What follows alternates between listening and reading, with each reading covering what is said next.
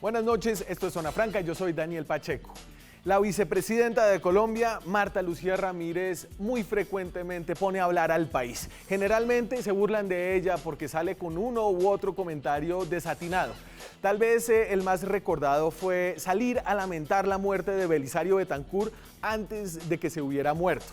Su última y comentada salida fue decir que en Colombia había demasiadas psicólogas y sociólogas, que si las mujeres querían mejorar sus ingresos deberían estudiar ciencias exactas o ingeniería.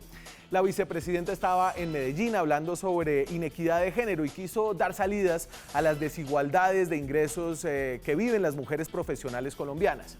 Aunque las burlas y las críticas saltaron inmediatamente en redes y en medios de comunicación, más allá de la bobería, las declaraciones de la vicepresidenta suscitan preguntas realmente interesantes. Preguntas como si las decisiones de los estudiantes sobre qué carreras escoger están emparejadas con los trabajos a los que van a aspirar luego. Preguntas sobre qué también está la oferta de educación profesional para las demandas del mercado laboral. Preguntas sobre qué tiene que estudiar uno si quiere ganar plata, por ejemplo, si la ingeniería, la medicina y el derecho siguen siendo las haces para el éxito y la movilidad social. Estas son todas preguntas importantes y decisiones que tienen que tomar las personas cuando tienen apenas cerca de 18 años, por lo que mucho puede salir mal. Aunque tampoco se puede decir que tener 66 años y haber estudiado Derecho sea garantía de no embarrarla. Aquí arranca Zona Franca.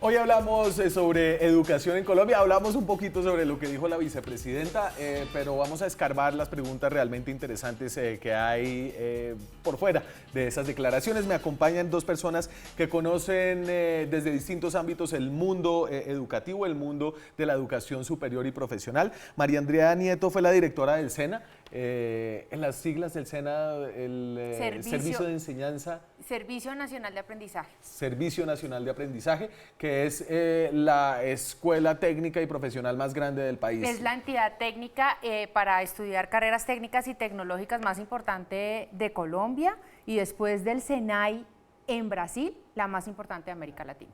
Que el SENAI de Brasil, que es el SENA de Colombia. Que es el SENA de Colombia, okay. Exactamente. María Andrea Nieto también fue candidata al Consejo de Bogotá por Cambio Radical, es economista y historiadora y empresaria. Sí, así es. Empresaria, emprendedora siempre, en todo. Uno puede emprender siempre en muchos ámbitos en la vida.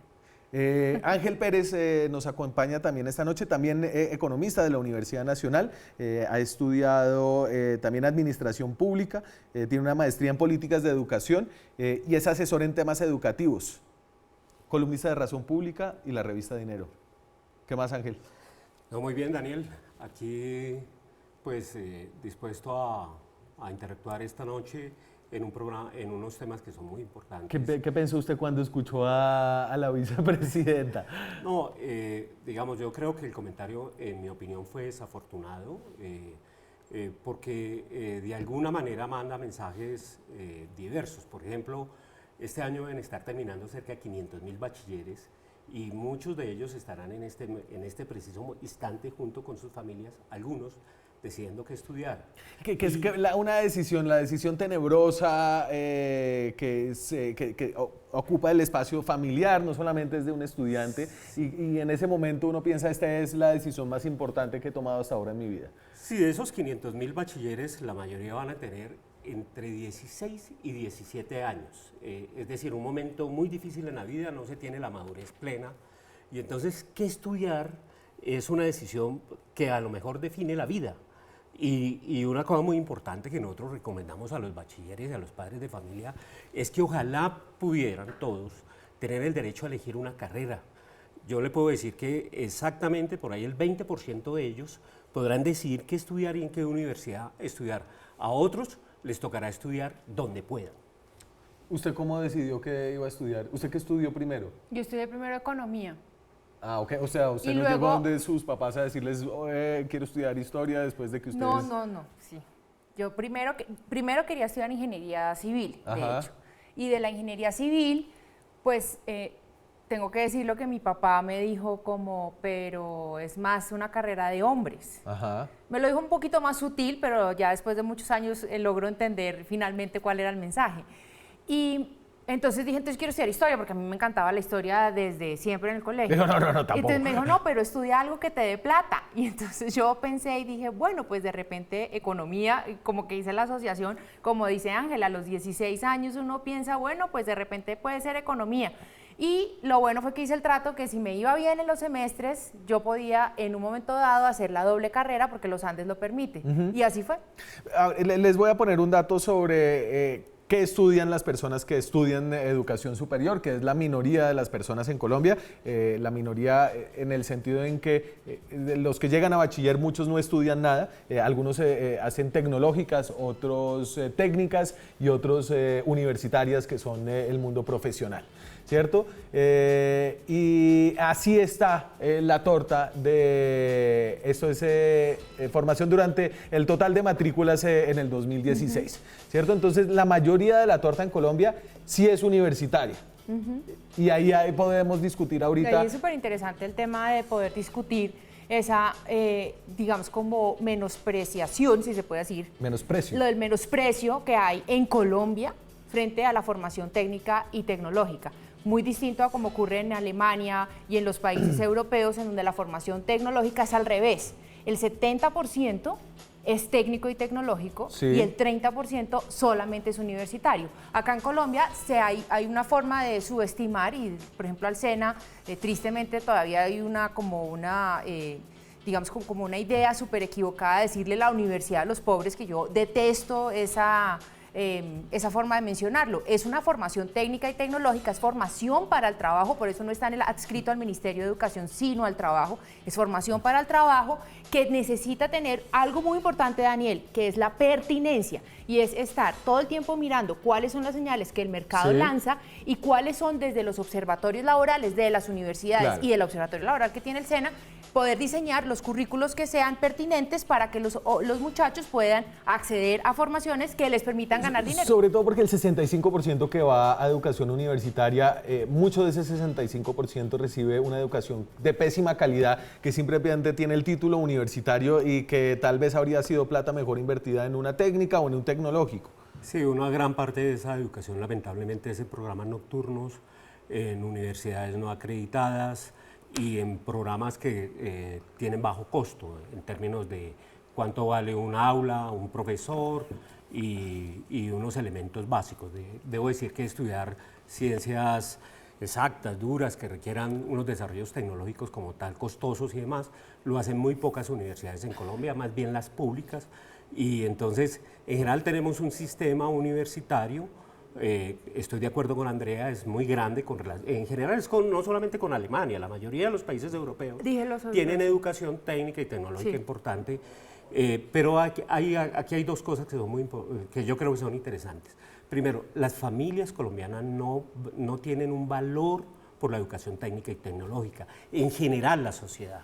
Y en segundo lugar, uno tiene que reconocer que ese mercado laboral, digamos, todavía es muy paupérrimo, no demanda y no paga bien a la formación técnica y tecnológica. Depende del tipo de formación. Y Andrea... Los soldadores, entiendo que son, los por soldadores ejemplo, de submarinos ganan un montón de plata, entonces no solamente depende, no estoy de acuerdo con Ángel que no necesariamente garantiza una buena digamos, como capacidad de pago de salario, pero sí hay una facilidad diferente a la universidad. Y es que se capacita para el trabajo. Entonces, por ejemplo, las personas mesa y cocina. Entonces, si van a estudiar gastronomía en algún lugar, en alguna de las escuelas de gastronomía del SENA, les enseñan con materiales de formación, les enseñan en las cocinas, les enseñan directamente cómo sus conocimientos los pueden inmediatamente convertir en un salario y en un empleo. Eso no pasa en la universidad. En la universidad a uno le ponen un montón de información y al final uno dice, bueno, y ahora me toca estudiar especialización y maestría a ver si logro encontrar como un nicho donde yo me pueda especializar y pueda ganar mucho dinero más allí. Yo conecto esta discusión con los comentarios de la vicepresidenta y yo creo que Algo de, digamos, lo más grave no es estigmatizar a las psicólogas o sociólogas, que de hecho creo que hay muy pocas y muy pocos creo que en general. Hay más sociólogos, porque hay muy pocas facultades que den sociología en Colombia, pero sí es esta idea de que hay unos conocimientos que son los conocimientos duros, los conocimientos profesionales a los cuales es los que hay que aspirar. Estas son las palabras ¿ya la tengo? El de Marta Lucía Ramírez, esto fue en un evento en Medellín. Tenemos ya demasiadas psicólogas, demasiadas sociólogas, demasiada gente que estudió puericultura y que no les sirve para tener un mejor ingreso. Entonces queremos también ver de qué manera involucramos un porcentaje X de niñas del departamento para entrar a estas carreras y así entonces vamos promoviéndolas mucho más hacia las áreas del conocimiento, donde el ingreso económico y el desarrollo profesional van a ser mucho más importantes. Y bueno, y entonces siempre es problemático, es problemático desde la política pública incentivar una cierta área del conocimiento, ¿cierto? Pero también es problemático salir a decir así como así que unas cosas son mejores que otras y más importantes para el desarrollo. Sí, Daniel, en primer lugar lo que el país tiene que preguntarse es si efectivamente tenemos los psicólogos y los sociólogos que demanda el desarrollo del país y los cambios en general de la sociedad. Yo le podría decir que, por ejemplo, en educación, hay un orientador que normalmente es un psicólogo por cada 750 estudiantes en un colegio público. Colegios que además tienen un psicólogo por cada 700, o sea, es imposible que esa persona pueda tener 10 minutos con cada estudiante. Y cada vez el país pensemos que está son subiendo más su tasa de 182 depresión. días de clase. Entonces, si son 182 días de clase, claramente un psicólogo no va a poder dedicarle ni siquiera un día a uno de los estudiantes. Pero con unos temas muy graves. Es que esta es una sociedad violenta, es una sociedad que discrimina muy fuerte con unos niños y con unos jóvenes. Y además estamos en un ambiente de jóvenes que viven unos problemas únicos. Yo creo que hoy los jóvenes no viven los problemas de hace 20 o 40 años, los problemas que tienen los jóvenes asociados a microtráfico, a violencia, a temas de género, a temas de globalización y además con una gran cantidad de familias disfuncionales. Hay que aportar. Quiero dar un datico solamente para que miremos que requerimos unos apoyos especiales. Cerca del 40% de los niños y jóvenes hoy en Colombia son hijos de madres cabeza de hogar, con todos los problemas que ganan salario mínimo o menos, y que obviamente requieren instituciones educativas e instituciones de otra índole que apoyen mucho a esos 7,5 millones de muchachos que están en los colegios públicos. A ver, le voy a poner el trino del Colegio de Psicólogos de Colombia. ¿Y nos devolvemos a las habilidades blandas? Sí. Es que eso es muy importante lo que dicen. A ver, ¿qué es lo que dicen los psicólogos? Seguramente lo que pretende el gobierno es seguir justificando los pésimos salarios y precarias condiciones laborales y de contratación que sufren actualmente no solo los psicólogos y sociólogos, sino todos los profesionales del país. Y bueno, aquí viene con un tinte político, pero definitivamente si usted estudió sociología o psicología, que la vicepresidenta de la República hable así de su profesión, digamos que desvaloriza un poco el título. Pues siempre que le hable a uno del presidente o la vicepresidenta y haga una referencia a algo específico que tenga que ver con la vida de uno, pues eso eso mueve unas fibras muy delicadas. Y me quiero referir a lo que estaba mencionando ahora Ángel, y es que en la nueva formación, tanto universitaria como técnica y tecnológica, necesitamos formar en habilidades blandas. No son solamente válidas las habilidades duras, que era lo que mencionamos ahora, las ciencias exactas, las matemáticas, las ingenierías. Lo que está demandando el mercado fundamentalmente son seres humanos que tengan la capacidad de gestionar y autorregular sus emociones.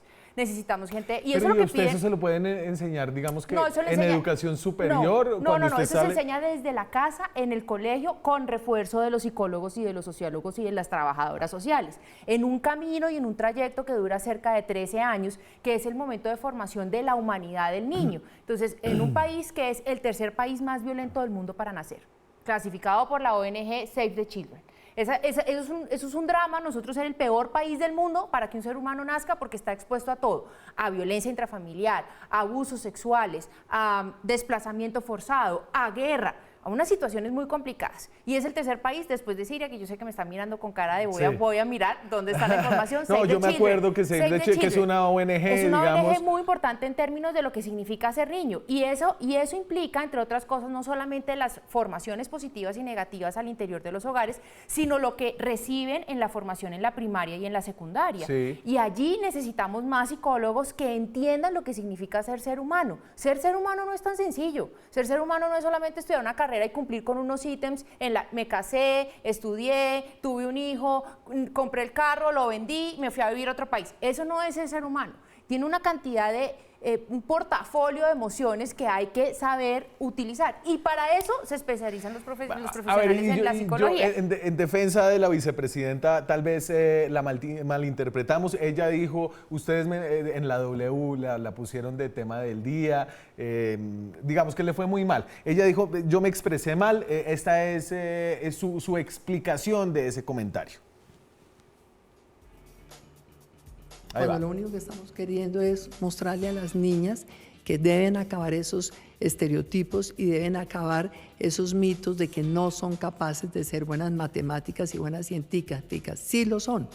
Yo creo que hoy en la inteligencia artificial, en los algoritmos, en la programación, en todo lo que tiene que ver con la cuarta revolución industrial, las jóvenes de Colombia tienen un espacio muy grande para ocupar. En eso tiene razón. A ver, y eso es lo que me dijo mi papá. Eso es otra cosa. Y entonces es la idea de que si usted es mujer, mejor usted dedíquese a profesiones... A la costura. Y a profesiones incluso desde el nivel profesional que están asociadas a la economía del cuidado, digamos, a la psicología, a la enfermería, incluso a la medicina, pero no, las mujeres no son buenas en matemáticas. Y esta es una idea que no solamente viene como de la caverna tropical colombiana, sino que fue vociferada incluso por quien era en ese momento el presidente de Harvard, Larry Summers, ¿se acuerda? Y le costó el puesto. Eso fue lo del cerebro más grande y más pequeño, ¿no? Exactamente. ¿Hay alguna evidencia científica de que los hombres o las mujeres o los colombianos o los chinos o los japoneses sean mejores en unas u otras cosas? Y esta es una pregunta complicada, ¿no? Sí, pero no hay ninguna evidencia científica.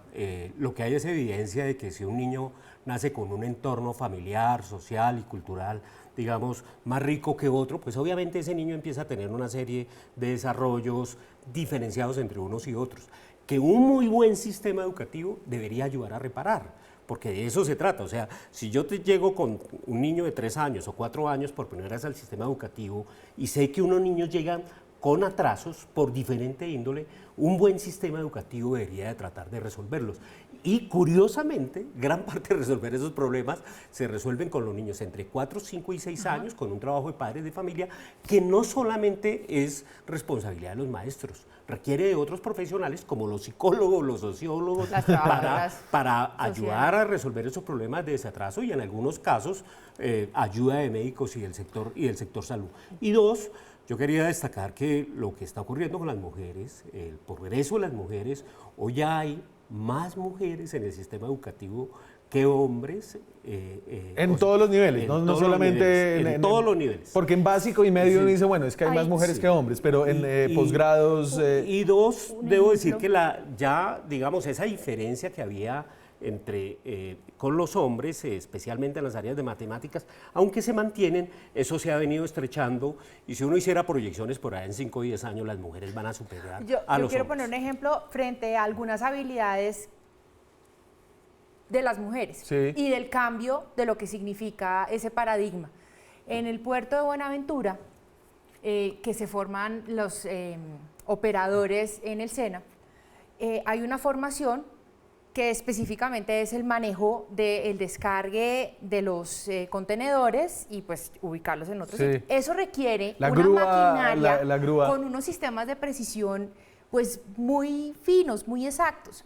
Y poco a poco, en la medida que se ha abierto la posibilidad para que mujeres empiecen a tener formación en carreras tradicionales en lo masculino, empezaron a descubrir que las mujeres eran mucho más precisas en el trazo fino de lo que significaba manejar semejante maquinaria tan grande. Entonces empezó el puerto a contratar más mujeres y se abrió una oportunidad gigantesca para que haya más niñas, pues muchachas, jóvenes en Buenaventura para que se formen a esas carreras. Pero entonces lo que dijo mal Marta Lucía en principio... Yo creo que ella se confundió, ella está bien, ella se confunde, yo creo que la intención es... Yo creo que la intención de la vicepresidenta es empoderar a las mujeres. Claro. Yo creo que el objetivo de ella es decirles, vamos chicas, todas podemos, decide, sueña no grande y vamos solamente para adelante. Aspiren a hacer No, matemáticas, exacto, aspiren a otras carreras. A ser súper chicas, súper poderosas, que además eso es lo que está en boga hoy en día, nos podemos empoderar, podemos salir a la calle, podemos hacer lo que queremos y podemos hacer realidad nuestros sueños. Yo creo que ella tiene una buena intención, pero el desarrollo, como en los problemas de matemáticas, el resultado le salió mal, pero de repente el proceso no era tan malo, o al revés. Yo no soy muy buena en matemáticas. Voy a la pausa. Cuando regresemos hablamos de lo que está detrás de ese reto de emparejar los sistemas educativos, sobre todo en educación superior, con las demandas del mercado laboral. Ya volvemos. Seguimos en Zona Franca esta noche con el hashtag Francamente, ¿qué estudiar? A propósito de los comentarios de Marta Lucía Ramírez sobre el exceso de psicólogas y sociólogas que supuestamente hay en Colombia. Nos metemos un poquito más hondo de lo superficial del comentario para tocar las preguntas interesantes que sugiere y que suscita. Recuerden que ustedes nos pueden ver por Facebook Live, nos pueden ver por su aplicación de Claro, si la tienen en el teléfono, no les cuesta datos, no come datos, pueden ver el canal Red Más, ahí está el logo de Red Más en sus aplicaciones. ¿Qué estudian los colombianos? Y estas es las categorías que hace el Ministerio de Educación. Esto es del Observatorio de... ¿Cómo es que se llama? Laboral. Dame el Observatorio Laboral del Ministerio de Educación. Entonces, ellos distinguen en varias áreas en donde hay que más o menos ubicar las carreras. El 39% está en Economía, Administración, Contaduría y afines. Es decir, en Colombia la mayoría de las personas está estudiando carreras en las cuales yo creo que Marta Lucía Ramírez no pondría a las sociólogas y a las psicólogas. Ingeniería, arquitectura y afines son el siguiente, 23,5%, 15% ciencias humanas y sociales. Ahí estarían las psicólogas y las sociólogas. ¿Dónde están los abogados? Y las historiadoras, en las humanas. ¿En las humanas sí. Están los abogados? Ok, ciencias de la educación, todo el mundo que estudia cosas relacionadas con pedagogía, las licenciaturas, ¿cierto? Sí. Ciencias de la salud, medicina, enfermería, etcétera, etcétera, etcétera. Y en otros tengo ahí ciencias exactas. Que es bien bajito. Es bien bajito, apenas el 6%. Pero uno, digamos, esta torta tiene hay una torta ideal. Uno quisiera que hubiera más de uno o más de otro.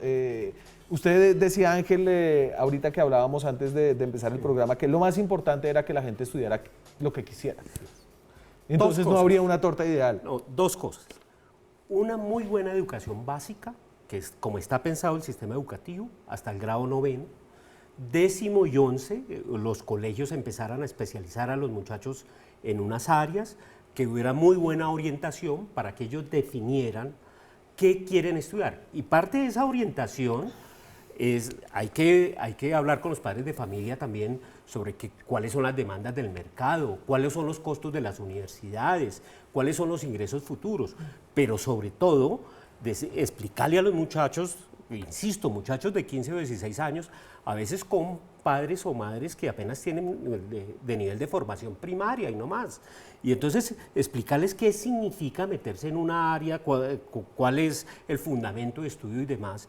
Y otra cosa que me parece muy importante es que el mercado laboral ahora es tremendamente flexible, por muchos motivos. Había economistas que estudiaban y trabajaban toda la vida de economistas y esa era su función.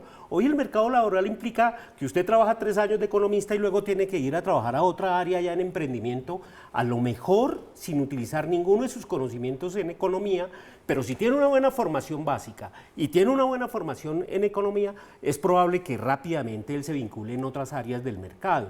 Entonces, de alguna manera aquí lo que hay es una discusión muy importante sobre orientar muy bien a los muchachos, tener muy buena educación básica, porque hoy pensar que un muchacho de 23, 24 años se gradúa y va a trabajar toda la vida en una área ese mercado ya no existe. ¿Y cómo funciona esto en la práctica? Es decir, a los pelados de colegios públicos de 11, décimo y 11, ¿alguien va a hacerles una charla de muchachos, ustedes qué van a hacer en la vida? Les hacen unas charlas muy superficiales de orientación profesional.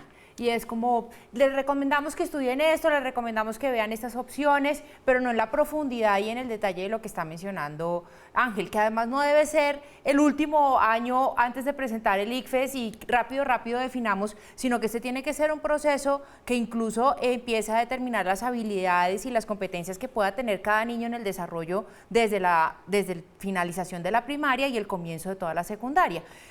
Ahí, en ese gráfico que estábamos viendo es muy interesante desde el Observatorio Laboral del Ministerio de Educación, sí, pero en el Ministerio del Trabajo, que es el que tiene la formación técnica y tecnológica, la torta es al revés. Hay una torta en donde, por lo menos fundamentalmente... O sea, estos eran solamente carreras universitarias. Claro, esto es solamente universitario. Okay. Esto no toca para nada lo que pasa en el SENA. Entonces, por ejemplo, lo que pasa en el SENA, que era el 6% que yo hice la anotación, bien bajito, el tema de agronomía, sí, las 500 carreras técnicas que tiene el SENA, el 50% está orientada a la formación en temas rurales. ¿Por qué? Porque Colombia es un país orientado a la ruralidad. Y en esas formaciones y en esas carreras técnicas que son muy antiguas y que tienen unos conocimientos bien interesantes en el desarrollo de la tecnología de agronomía y agricultura de alta precisión, utilizando técnicas, por ejemplo, incluso hasta de cultivo de agua, allí hay una oportunidad gigantesca para que los muchachos puedan, los que viven en el campo puedan permanecer en el campo, pero con un atractivo distinto. Por ejemplo, utilización de drones, utilización de todo lo que significa desarrollo de software para poder comercializar los productos de una mejor manera. Entonces empieza a integrar estos dos mundos que antes estaban aparte y se empiezan a integrar, pero en el Observatorio Laboral de la Formación Técnica y Tecnológica está al revés. Entonces hay que tener mucho cuidado cuando se diseña política pública, cuando se habla en un discurso público sobre los mensajes que se mandan de manera positiva y negativa, incluso para el mercado laboral. Claro, y entonces en ese sentido, y siguiendo un poco lo que ustedes han venido diciendo, usted si le va a decir a su hijo o a su hija que va a tomar esa decisión, le diría, pare un momentico, no mire solamente carreras universitarias, usted para qué es bueno, qué le gusta hacer, mire también una técnica, no necesariamente se lance a hacer una carrera profesional en una institución regular. Daniel, yo insistiría en que las clases medias de ingresos altos tienen esa oportunidad de hacer esa discusión. ¿Qué quiere estudiar? Y normalmente lo logra, va a una universidad. La mayoría de los jóvenes colombianos, los que están en los colegios oficiales, que representan cerca del 80%, una buena parte de ellos estudian, digamos, en temas diferenciados. Cerca del 70% hoy de los colegios oficiales, en la media, tienen articulación con el SENA. Sí, es decir, directamente, desde que tienen 14 o 15 años, los estamos enrutando a que estudien educación técnica. Y, digamos, los padres de esos colegios normalmente apoyan porque el muchacho cuando termina grado 11 ya tiene un año de adelanto en educación técnica y al año siguiente recibe el otro título. Yo tengo, Andrea, toda una clase digamos, de interrogantes con respecto al SENA. A mí me parece que el SENA debería ser una entidad muy, pero muy importante en la educación en Colombia, con una financiación y unos recursos muy fuertes, porque cerca del 80% de la educación técnica y tecnológica de este país la hace el SENA. O sea, es el SENA. Pero el SENA también tiene un problema. Es que muchos de sus programas están asociados otra vez a administración, a economía, a contaduría. Gran parte, como el 60%, y está en todas las cuentas de educación superior el SENA. El SENA, hoy digamos, está en las cuentas. Hoy decimos que el 52% de los jóvenes colombianos tienen acceso a educación superior, pero ahí están metidos los matriculados en el SENA. Y resulta que ese SENA que yo pretendo, y ojalá algún día lo hagamos, que lo volvamos a educación superior en serio. Entonces, por ejemplo, tiene una serie de instructores cuya mayoría son contratistas, no son de planta, no son investigadores, no le estamos pagando por ver qué innovaciones hacen, trabajos de publicaciones y demás. Digamos que entonces yo lo que estoy planteando es que el SENA debería ser una gran entidad técnica y tecnológica para valorizar la educación. Es muy importante que nunca se puede, yo defenderé siempre, me opondré a que el SENA lo conviertan en un tema de educación superior. El SENA, su vocación es técnica y tecnológica, y lo que tenemos que orientar desde la universidad. Espérese. Es que ¿La educación técnica y tecnológica no cuenta como educación superior o sí? No, claro, en todas las cuentas.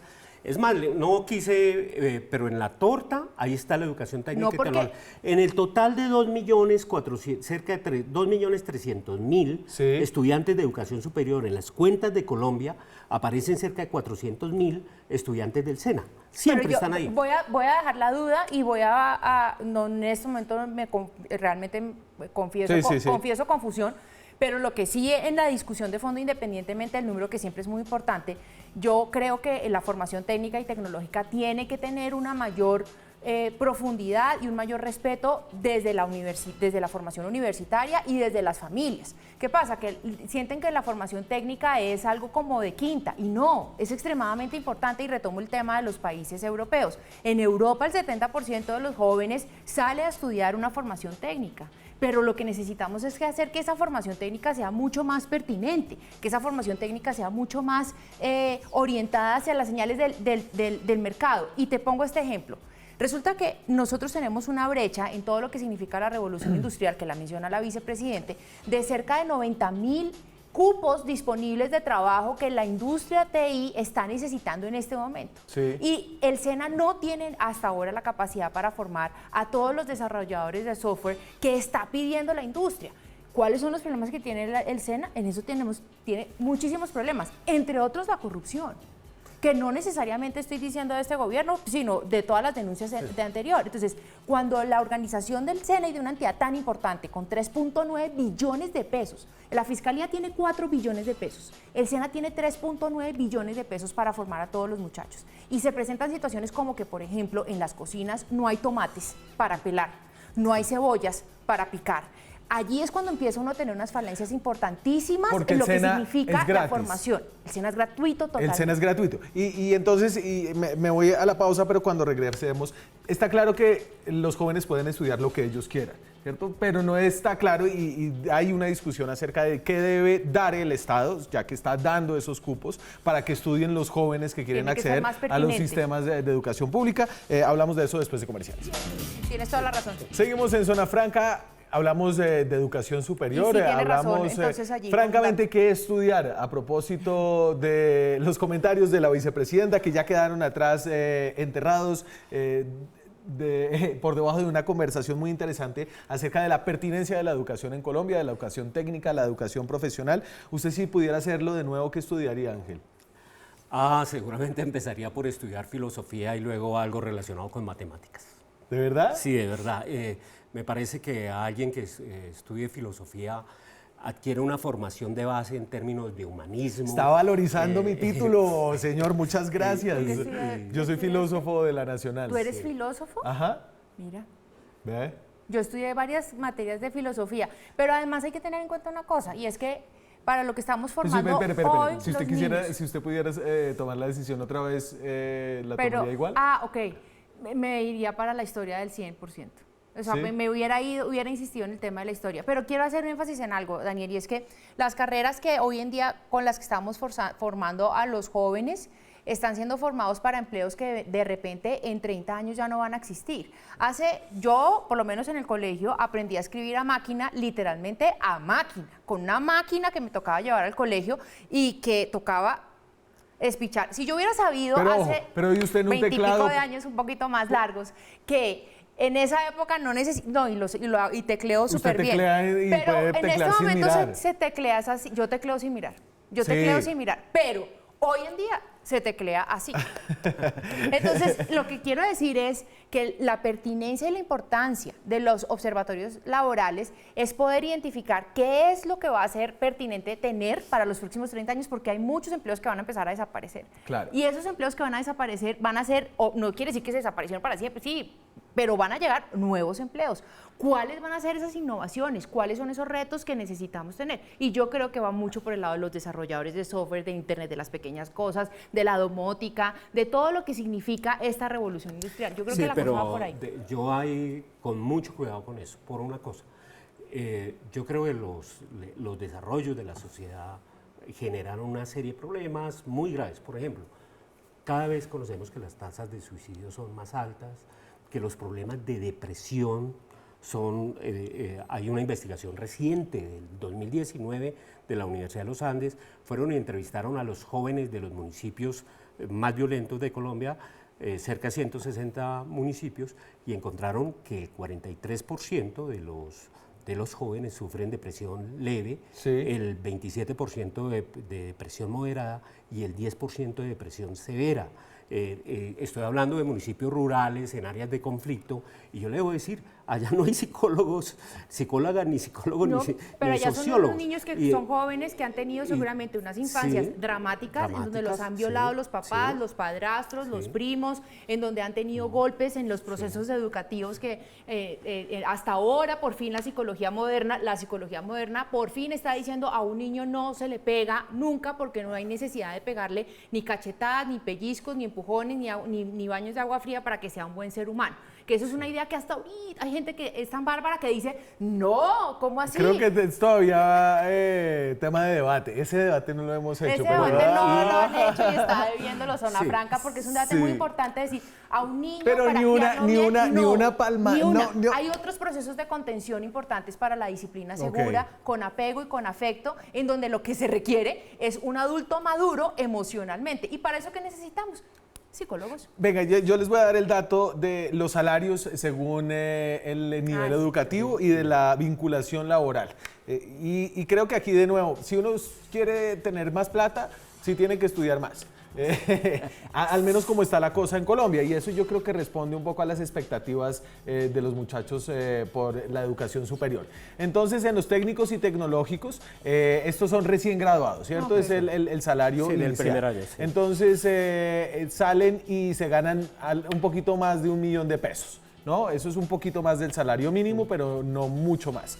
Los universitarios están bordeando los 2 millones de pesos y la línea de arriba es la tasa de vinculación. Es decir, que si usted encontró trabajo o no encontró trabajo. Y fíjese que ahí la tasa de vinculación también está Bueno, ahí esa afectada. tasa de vinculación, la última, por lo menos en el SENA, en técnico y tecnológico, está por debajo del 63. Están en 58. Ok, Claro, ese es porque el Observatorio Laboral para la Del Educación. Ministerio del Ministerio. 2017 es el dato, creo. Pero bueno, entonces... Pero entonces, ahí sí. espérese, entonces, universitario, 2 millones de pesos. Especialización ya está un poquito más arriba de los 3 millones de pesos. Una maestría está por los 4 millones de pesos. Estos son datos de encuestas, ellos hacen encuestas, ¿cierto? No, son los datos que entrega el sistema de seguridad social. Cuando usted recibe su primer salario El PIA. o contrata, entonces usted tiene que ir a pagar por un... Ah, y ok. a través de ese sistema el Y Ministerio determina. doctorado, obviamente doctorado, la gente que tiene doctorado pues es mucho mayor que los que entraron a un técnico porque duraron 4 o 5 años estudiando su doctorado, además de haber hecho Pero esos pasaron seguramente por universitario, por especialización y por maestría. un universitario. Claro. De pronto ahí ya hay gente que sale directamente de un universitario a un doctorado, pero los doctorados están ganando cerca de 6 millones de pesos al mes y tienen una tasa de vinculación bastante alta del 96.4% según el observatorio. Y entonces aquí sí hay, si usted quiere ganar plata, hay que hacer algo más de un técnico, dirían estas cifras, ¿no? Pues sí, María pero Andrea, depende ayúdeme mucho. a- Sí, obviamente depende mucho, y nuevamente reitero que es una clara preferencia en Colombia hacia el universitario, pero yo no sé si necesitamos más abogados. Yo preguntaría a lo de la vicepresidenta, es más bien si necesitamos Ojo, que tantos ella es abogados. abogada, ¿no? Bueno, no sabía, pero no sé si necesitamos más abogados como en el mundo de los Simpsons cuando dice cómo sería el mundo sin tanto abogado, pero requerimos es una sociedad en donde haya habilidades para el trabajo y en donde no menospreciemos las diferentes formaciones. Y lo que hablábamos también antes de iniciar era los diferentes ecosistemas en los cuales nos estamos desarrollando. Cada región, cada localidad tiene una vocación Entonces usted natural. hablaba de unas vocaciones colectivas y es interesante y creo que hay algo polémico ahí en esa idea, y es que aquí en el trópico nuestra vocación colectiva es hacia lo pero emocional. lo estás simplificando mucho. Y no lo quiero regionalizar, digamos. No. Entonces, en Colombia, como país tropical, somos más dados a las artes, a la literatura, a la cosa garcía marquiana, que a las matemáticas, a la ingeniería y a las ciencias duras. Podríamos decir que hay unas vocaciones, y claro, y no tenemos una estación espacial precisamente en donde alrededor de la cual se desarrollen ingenieros espaciales, y perdónenme si estoy diciendo mal el nombre de la carrera, porque no sé si es ingeniería espacial. Aeroespacial, y no sé si la hay aquí en Colombia. Pero lo que yo sí creo es que, y hay que vale la pena revisar, es las vocaciones propias de cada una de las regiones. ¿Usted cree que eso existe? No, dos cosas. Primero, un sistema educativo tiene que estar vinculado de alguna manera al mercado laboral y al sector productivo. Dos, yo lo que creo es que hay que... Pero como respondiendo siempre al mercado laboral o impulsando el mercado laboral. No lo puedes crear, lo que creo es que mercados, hay que trabajar con mucha información, que los colegios y los sistemas educativos y los padres y los estudiantes tengan información. Y dos, creo que hay que revertir, y eso es un esfuerzo gigantesco y eso lo puede hacer con política pública, pero eso no se resuelve en un año. Hay que revertir, digamos, el escaso valor social que le damos en general los colombianos, pero también, digamos, no solamente es allá un problema de los pobres, sino también de los empresarios y demás, a la formación técnica y tecnológica. Yo insistiría... Para que pague más. No, claro, pero además tiene que ser mejor. Es que tiene que ser una educación técnica y tecnológica que incida en la productividad e incida, digamos, en la riqueza del país, y eso es costoso. O sea, cuando uno pone el ejemplo de Alemania, yo le puedo decir que hasta hace apenas unos 15 años, aquí 10 años, la industria automotriz trabajaba con motores por allá del año 80 o 90 del siglo pasado, pero cuando usted va a mirar la formación técnica en industria automotriz en Alemania, usted obviamente todos esos procesos están automatizados, usted trabajando en procesos electrónicos, que obviamente cuando ese muchacho sale, pues sale con una formación tecnológica de alto nivel, va a trabajar a las empresas, incrementa productividades y le pagamos bien por eso, y es más importante que un economista o que un abogado. Hay que mencionar cómo funciona la formación técnica para el trabajo. Es una parte teórica y una formación en un ambiente real de trabajo. Entonces eso es lo que menciona Ángel. En Alemania y en todos estos países industrializados en donde la formación técnica tiene una alta valoración, el muchacho está siendo formado directamente en las máquinas. Eso pasa en el SENA, por ejemplo. Hay 6 microscopios de nanotecnología en Colombia. Hay 3 de ellos en la Universidad Nacional y 1 de ellos en la Universidad de los Andes y 2 en la universidad, en el SENA, y eso es con mucho orgullo. Entonces, ¿qué pasa? Hay una competencia a nivel mundial que es como el mundial de fútbol de la formación técnica, que se llama WorldSkills. Y yo estuve ya una vez viendo cómo estaban todos estos muchachos participando en el mundo, y fue muy triste ver a nuestro competidor del SENA de artes gráficas no saber utilizar una máquina de impresión. Y eso fue porque aquí somos creativos e innovadores, pero no pudo participar y tuvimos que retirar a ese muchacho porque no tenía ni idea de cómo manejar. Y en cambio, aquí en Colombia tenemos cada vez más abogados. ¿Quieren saber cuántos? Se los cuento después de comerciales. Es la profesión de la vicepresidenta. Ya volvemos. Francamente, ¿qué estudiar? Ese es nuestro hashtag de esta noche. A propósito de esa difícil decisión que deben tomar alrededor de 500,000 de jóvenes al año en Colombia, que pueden acceder a la educación superior. Dice la vicepresidenta que no sean sociólogas ni psicólogas, que sean matemáticas e ingenieras.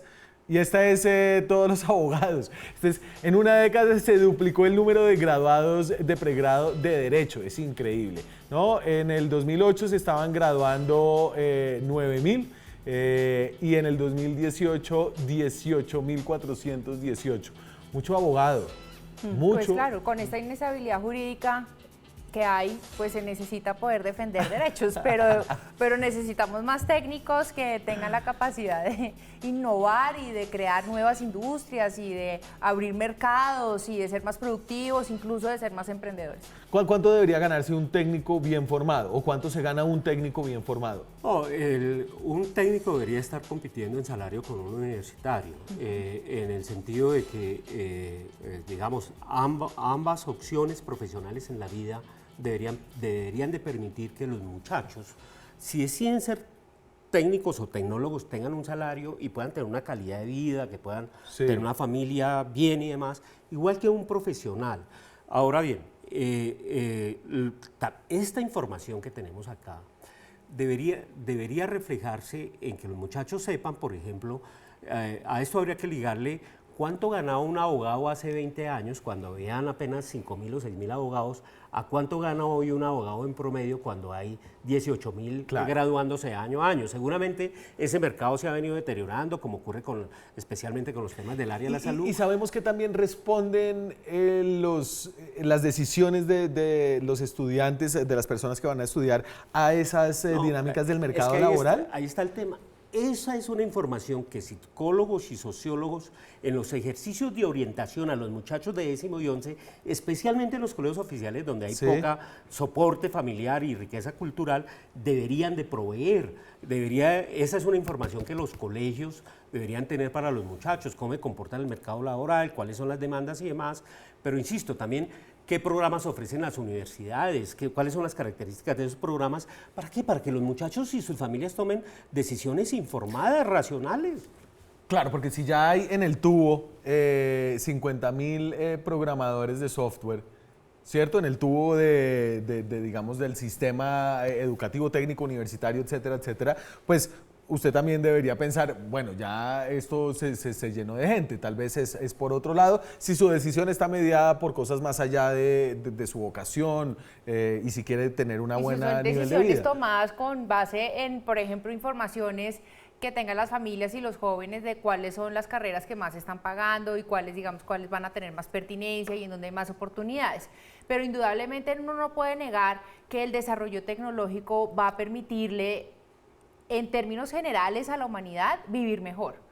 En la medida que la tecnología avanza, se generan unas apropiaciones y eso se irradia en términos de mayor bienestar. Entonces yo creo que hacia eso debemos orientar muchos esfuerzos, pero también en la creación de nuevas oportunidades y desarrollos tecnológicos. Entonces no se puede quedar uno piensa, bueno, listo, si son 91.000 entonces, y 40.000, entonces ya con eso se tope. No, hay que generar más espacios para que en la producción de profesionales o de técnicos y tecnológicos también se generen nuevas dinámicas en donde haya nuevas formaciones. A ver, y para terminar quisiera como que nos quedáramos con algunas cosas concretas, ya que ustedes son profesionales y tienen experiencia en la administración pública. Todas las cosas que ustedes han propuesto y han dicho en este programa se deberían, digamos, tramitar en una reforma educativa. ¿Esto se puede hacer a través de programas del Ejecutivo? ¿Qué hay ahí? Daniel, es indudable que la política pública puede incidir, por ejemplo, mejorando e invirtiendo más en educación técnica y tecnológica de muy buena calidad que sirva al sector productivo y que el sector productivo reconozca después para incrementar salarios y demás. 2, yo creo que hay que proteger la libertad de los jóvenes de elegir con información, pero voy a plantear otro tema. Si una joven hoy de 17 años quiere ser psicóloga y cree que lo va a hacer bien, porque esa es su decisión personal y humana, hay que proteger ese derecho, porque a lo mejor ella va a ser una extraordinaria Termino con vainazo para la vicepresidenta Ángel. La decisión se toma, por ejemplo, en el SENA, para ser más pertinente, en el SENA. Es una decisión que no necesita tramitarse a través de ninguna ley, afortunadamente, sino a través de una ¿Y cómo lo está haciendo el SENA este año? Bueno, en este año hay una dificultad importante porque la economía ha venido reduciendo el tema ha venido aumentando la tasa de desempleo juvenil ha venido aumentando y eso inmediatamente impacta obviamente los números de las formaciones técnicas y tecnológicas. Hay que mejorar la empleabilidad, pero sobre todo hay que tener una mayor dinámica en las mesas sectoriales, que es en donde se origina todo el proceso proceso de formación del SENA. En las mesas sectorales se sienta el sector productivo y el sector productivo tiene que tener una mayor responsabilidad en asistir a esas mesas para poder diseñar todos los currículos que se necesitan. O sea, para que las los empresarios vayan, porque si no después no pueden decir que es que no les están dando la fuerza laboral productiva que ellos necesitan. Y los empresarios necesitan también más aprendices del SENA en contratos de aprendizaje, que eso fue un tema que yo siempre defendí. Me fui con eso. Muchas gracias a ustedes dos por estar aquí esta noche. Gracias a ustedes. Nosotros nos vemos mañana con más periodismo, con más debate, con más opinión. Chao.